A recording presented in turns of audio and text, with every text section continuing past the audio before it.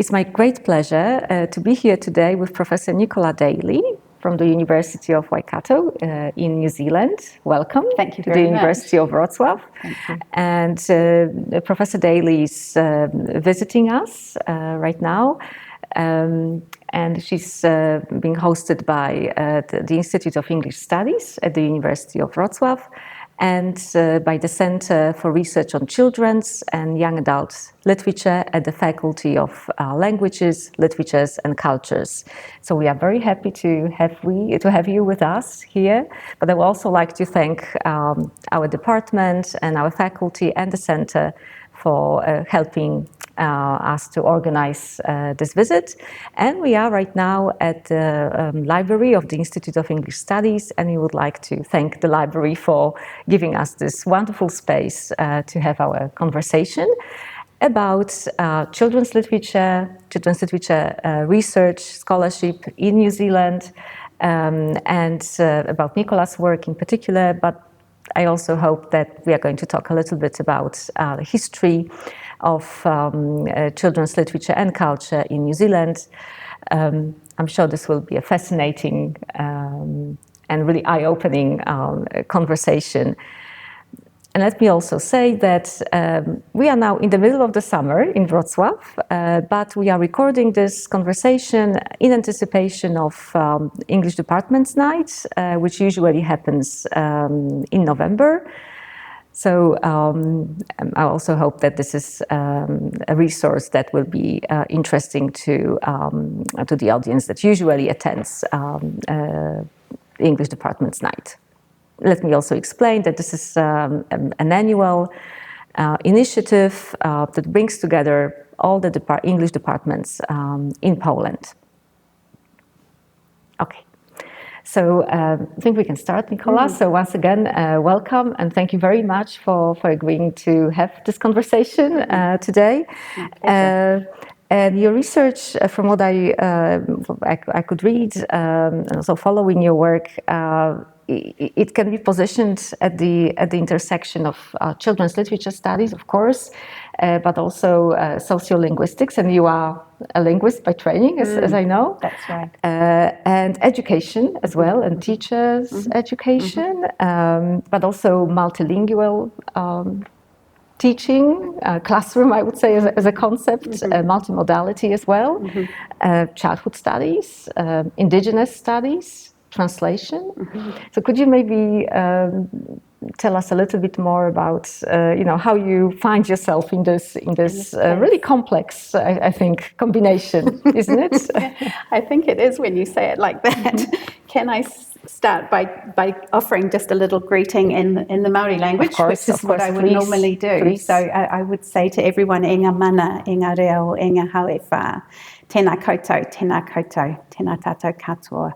And that's just a phrase that I would use at the start of my teaching or talks, just to welcome everyone in the room. I want to particularly thank the faculty and the department for hosting me, and you particularly, Justyna, because you've made me feel very welcome.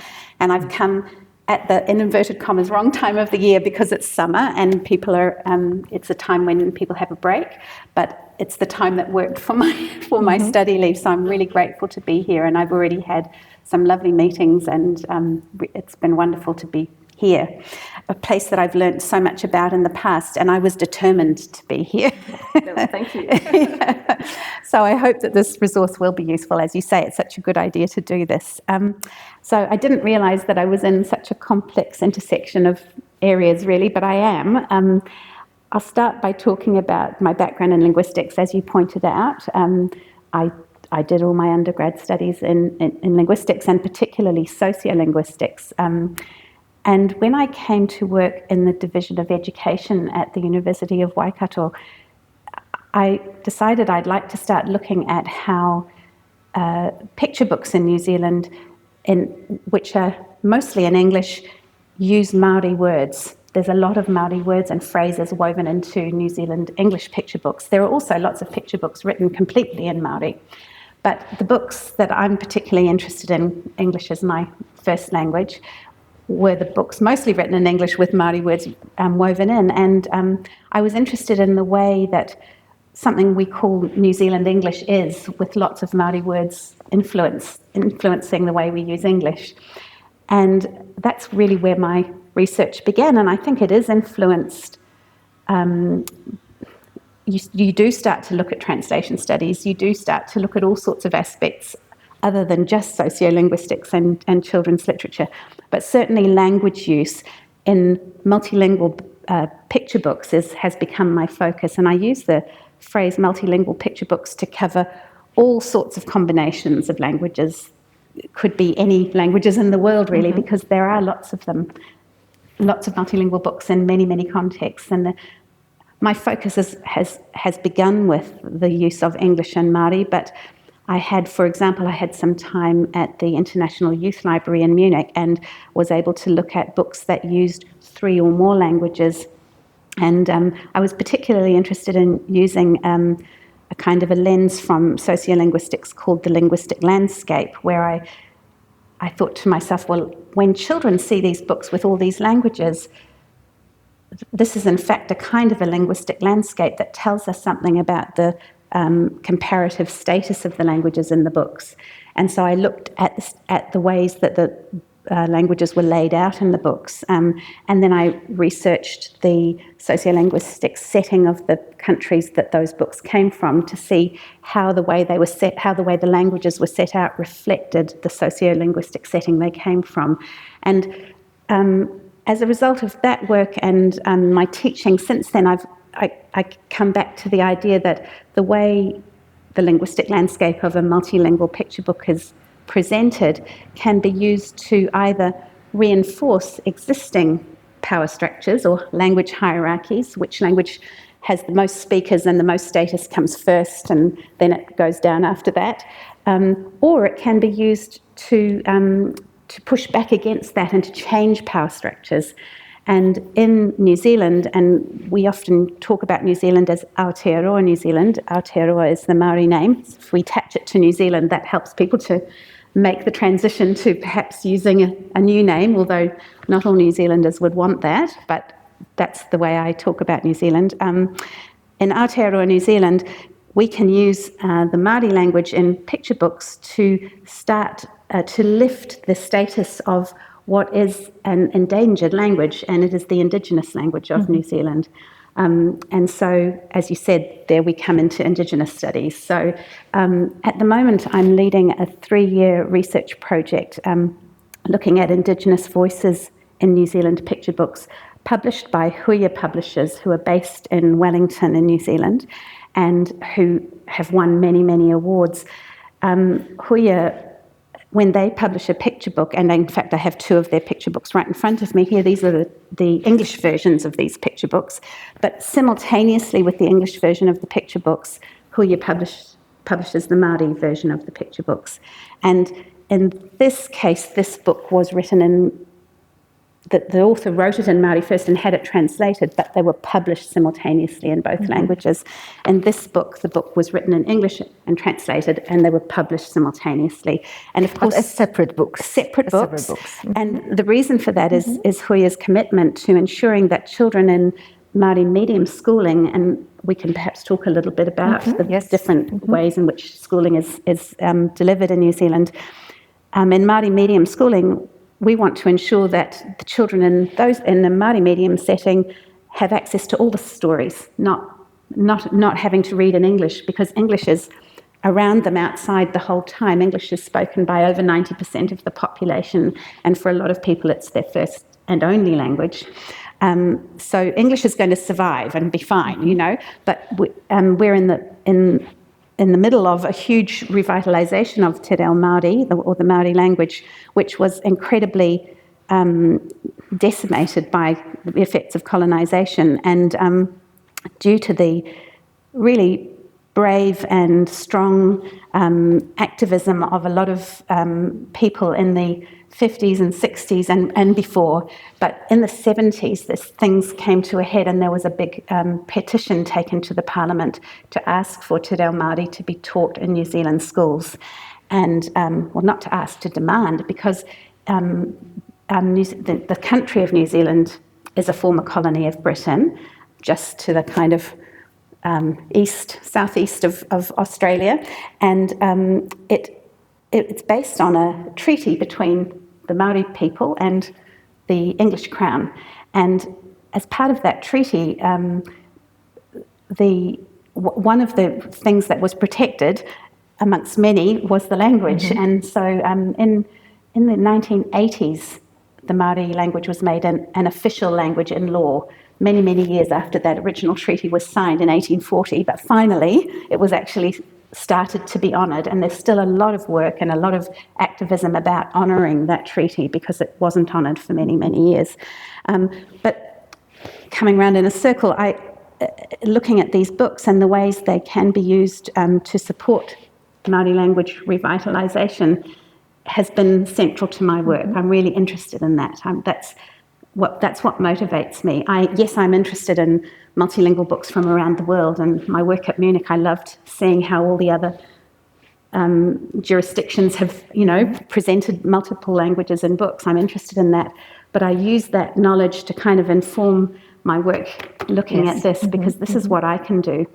When you're committed to the promises made in the treaty as a non-Māori person, and I'm not Māori, my parents are English immigrants to New Zealand, you call yourself tangata tiriti, which means I'm a person of the treaty. I'm committed to the treaty, if you like. So as tangata tiriti, this is something I can do. This is I can look at these books. I can look at how they're doing what they do to support the revitalisation of Te Reo Māori. And even the books that are in English primarily, like these two, they have Māori words and phrases woven throughout them.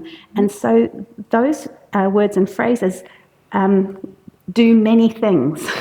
And one of them is they support Māori children and adults, because you remember when you're reading a picture book, usually an adult and a child are involved. And for me, that's the kind of kernel of their power. They influence two important audiences at the same time. And it's adults, of course, who buy these books. That's right. That's the adults who buy them, who decide which is going to be written, who edit them, who translate them, all of those things. That's right. But I was also struck by this, sorry to interrupt, by this kind of intergenerational context and aspect and theme in a way that is in both of them, with this connection with grandparents in particular. It's a very big theme in a lot of books. And but these books that are maybe an English dominant story with Māori words and phrases woven in, offer opportunities to Māori people who are striving to regain their heritage language now.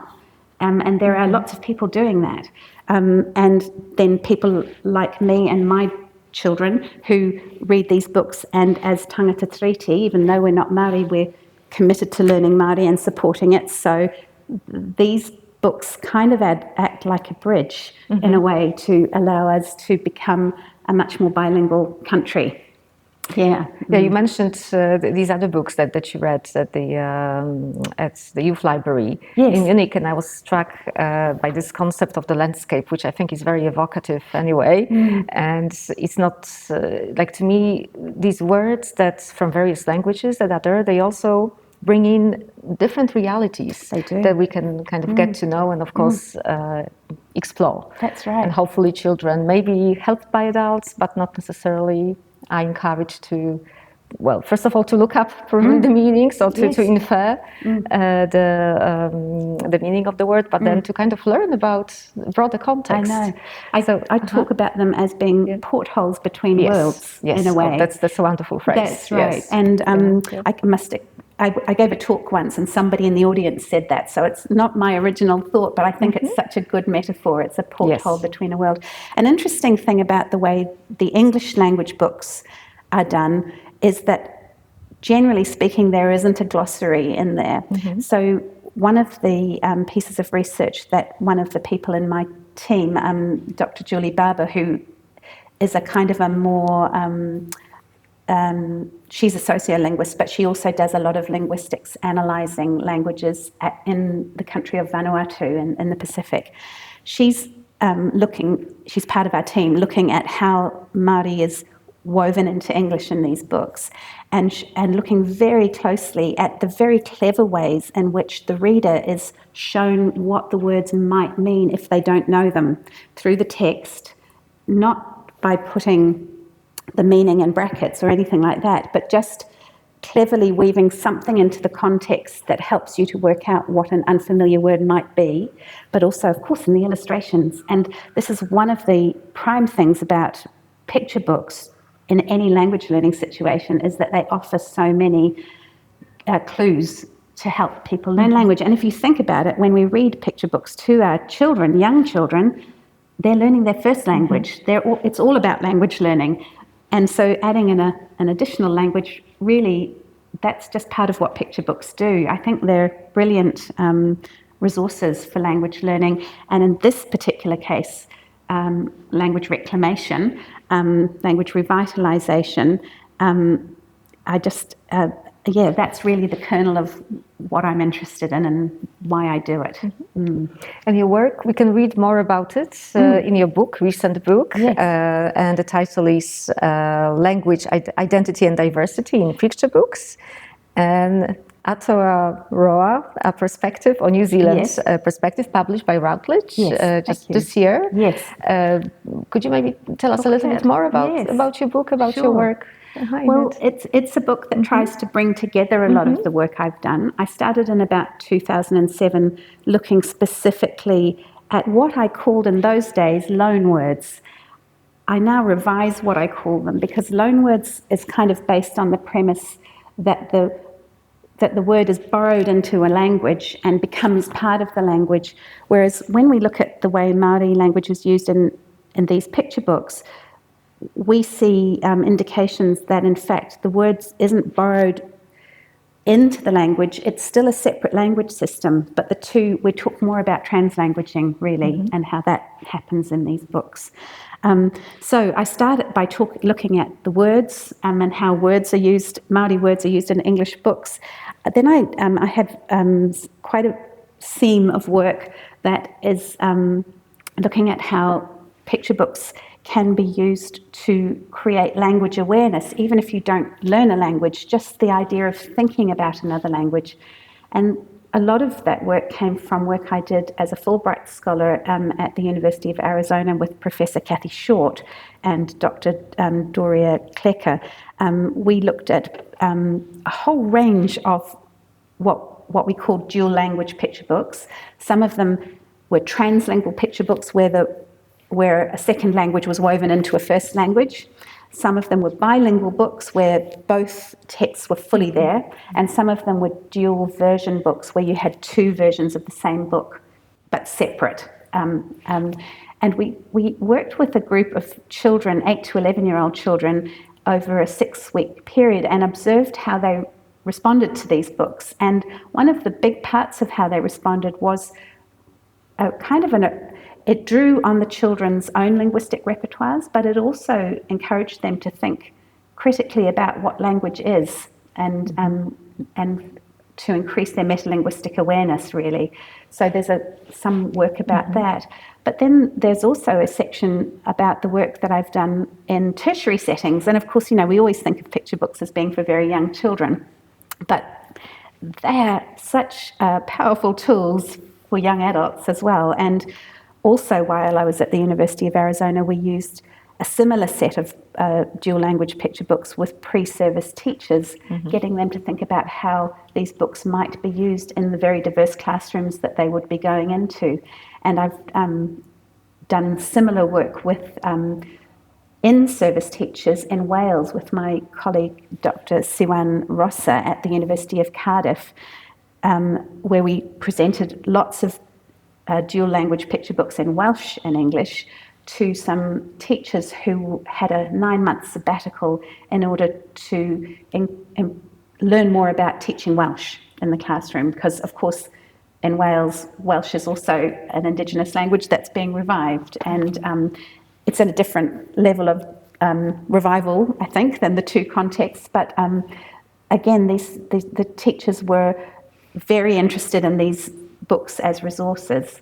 So the book that I've written that's just published this year really covers those 3 areas: how languages, the linguistic landscape of picture books, if you like, how languages are presented and woven together in different ways, how they can be used to raise awareness, of languages, and then also how they can be used with adults in often teacher education settings, but some of the work that's included there is also just with linguistic students, getting them to think about language contact, and which is quite a significant area in linguistics where people study what happens when people with two languages come together and there's a contact. What happens, how do languages interact with each other? So these books provide a kind of an example of that as well.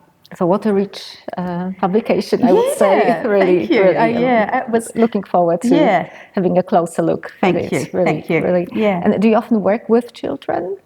Actually, or child leaders? I'm actually not a teacher myself, which has meant, I think, that I've tended not to. I've tended to focus on the books. But when I had the opportunity to work at the University of Arizona with teachers, that gave me the opportunity to work with children there. And so really that's the only time that I've worked with children specifically. Most of my work has tended to focus on the books and on the process of publication. The area of working with children is really ripe for research, and certainly recently Kathy Short and I and Doria did a project working with teachers in New Zealand and teachers in Arizona online. We did a series of workshops with them looking at books like this, and we hope that in the future we might work alongside some of those teachers, seeing how they use the books. That's a plan. We haven't done it yet, but that's a plan. To see how it all translates into practice, into everyday. I know, and in the end, that's important. That's important. Although my work has always been at this end of things, looking at the books, looking at their potential, their possibilities, and obviously, as a linguist, that's where I've started from anyway. But I've also read in your bio notes that you've organized exhibitions, collections. Could you maybe talk a little bit more about that? Sure. I'm the co-director of the Waikato Picture Book Research Unit. We call it WAIPRU for short. And this is a centre that brings together scholars to look at children's picture books. We run an annual picture book seminar, and one of the other things we do is to have an exhibition every year to feature a New Zealand illustrator. So we've had 4 of those so far. And then this year, I was invited to be part of a larger group, including the art curator at the University of Waikato, because we have, like you do, we have art around the place and we have a person who curates the art. And she contacted me to talk to me about doing a bigger exhibition with 5 illustrators. And the key concept of the exhibition is that children's picture books, as well as doing all the other things we've already talked about, actually they provide children with an introduction to art and to artistic styles and to representations. And so the whole exhibition is around the idea of picture books as artistic hooks. That's the name of the exhibition, Picture Books as Artistic Hooks. And the exhibition is all presented at child level, so children coming in, it's very low. Yeah, it's really good. And it also includes a piece of kind of art outside of a picture book from the artist as part of the other exhibits, which are from their picture books and the picture books. And we had a lovely opening of the exhibition with the opportunity for children to interact in all sorts of different ways. And there are activities around the exhibition for when children, sometimes we get groups of kindergarten children coming in and they can arrange to meet the curator and do some activities with the books. What an inspiring idea. Yeah. I just started to think, what we could do here with Polish illustrators. You have wonderful Polish illustrators. Illustrators as well. Yes, we've got lots of those. Yeah, yes. so authors, just to explain. I think SIPE has used it. Yeah, sorry, I've missed in a publication, but to give you the idea. It gives you the idea of what happens, right? If we have one person as an author and illustrator, just to explain, illustrator. Yes. A very, again, productive term, I would say. It is, and a lot of them do it, don't they? Yes. I also would like to ask you, again, taking advantage of your expertise, maybe to tell us more about the history of children's literature and culture in New Zealand. And I guess this will be intertwined as well with a kind of focus on childhood, or childhoods, I should say. Childhoods, absolutely. So maybe you could just maybe talk about some highlights. Or Sure. Well, I teach some undergraduate courses, and one of them is an introduction to New Zealand children's literature. And we always start with the oral storytelling of the Māori people, because that's where storytelling began where we live. The Māori people arrived in New Zealand in about the 13th century, and they have a hugely rich oral tradition. And there are all different forms of storytelling that we cover when we talk about the origins of children's literature in Aotearoa.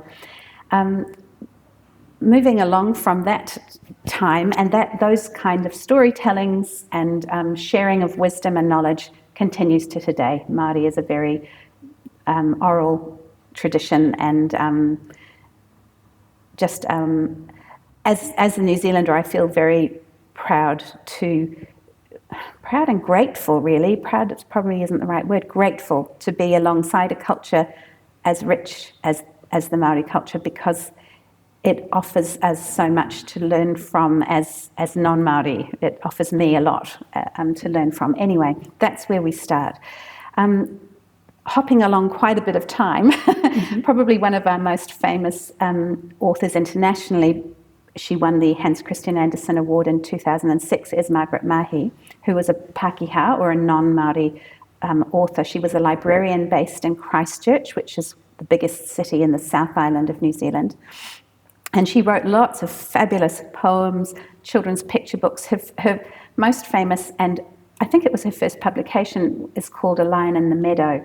And it was written as part of a very influential publication in New Zealand called the New Zealand School Journal, which is a little kind of magazine of stories and plays, non-fiction, fiction, that is published and distributed to all New Zealand schools, and over the years has been a very important employer of New Zealand's writers and illustrators. Anyway, there was a visiting publisher from America who saw The Lion in the Meadow as part of an exhibition about the New Zealand School Journal, went back to America and wrote to, of course, in those days, wrote to Margaret Mahi to say she'd like to publish that book. And that was the beginning of what was a stellar career, obviously recognised in her 2006 awarding of the Hans Christian Andersen medal. We also have a medal named after her for her work that every year is awarded to someone who has been very influential in children's literature in New Zealand, and gives an annual Margaret Mahi lecture. And that is recorded and shared on a website through Storylines, which is the New Zealand Children's Literature Foundation in New Zealand, and very influential and marvellous organisation that offers awards every year, but also organises author-illustrator trips, children's literature trips that go out into remote parts of New Zealand, so that young New Zealand children meet authors and illustrators. Even when they're not part of a big city, they meet New Zealand authors and illustrators. So Storylines does amazing work in that respect. We have a very rich community of authors and illustrators for children. I'm most familiar with the picture book authors and illustrators because that's my area. So the New Zealand Book Awards Trust offers the awards for the adults every year, but also for children, and I've been on the jury for that award, but I've also been the chair of that award. And actually it's being announced next week in New Zealand on August the 14th. There are 7 categories. One of the categories is for Māori language books.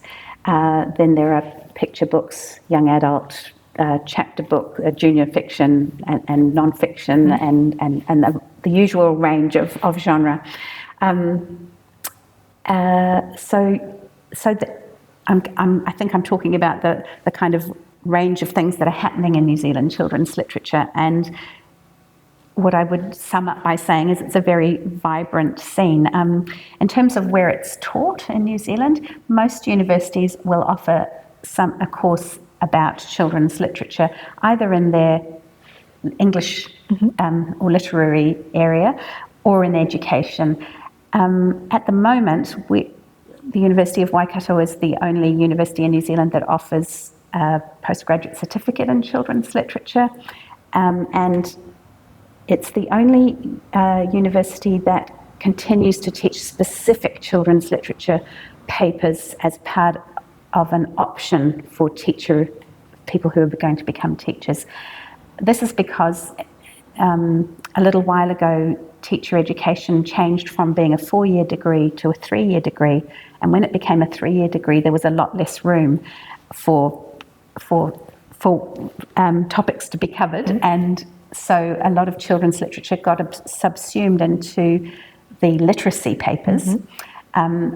But for some reason, and maybe I have my predecessors in this area to thank for this, they stood up and said, no, we have to keep these options, even if not everyone can take them.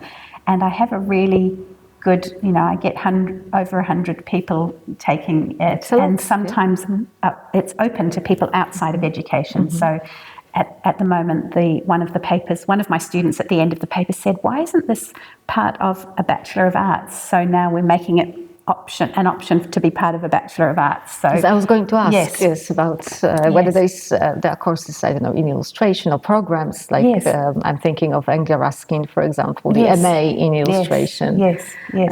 We don't have not yet. We don't have that, but I'm very happy with what we've got, and very happy also that as part of the research grant that I've got, the 3-year program, we're able to have a few PhD students, and so I feel like we're preparing people for the future so that to keep this going. For me, it's kind of heart work, it's important to me, and I want to make sure that it continues, that it doesn't just stop when I retire. I want there to be other people. It's a responsibility in a way. It's not just research as such, but it's also establishing or broadening the field. And the kind of infrastructure, so to say, right? That's right. In the future. It's really important, for me, And before we finish, could you maybe talk a little bit more in general about universities in New Zealand? Yes, sure. How many, maybe which is the biggest one, which would be the most maybe popular? Well, we have 8 universities of studies, in New Zealand. Many of them are in the North Island. There are 2 key universities in the South Island, the University of Canterbury and the University of Otago. And the University of Otago is one of our oldest universities. Dunedin is the city down in the south of the South Island where that's situated. And it was a very early, big and wealthy part of New Zealand because there was a gold rush down there. So it's when you go and visit there, the buildings are very grand and it's beautiful. The biggest university now in terms of numbers of students, and also I think in terms of research income, is the University of Auckland, which is our biggest city. There are 2 universities in Auckland, Auckland University of Technology, or AUT, and then the University of Auckland, which is the biggest one, and it has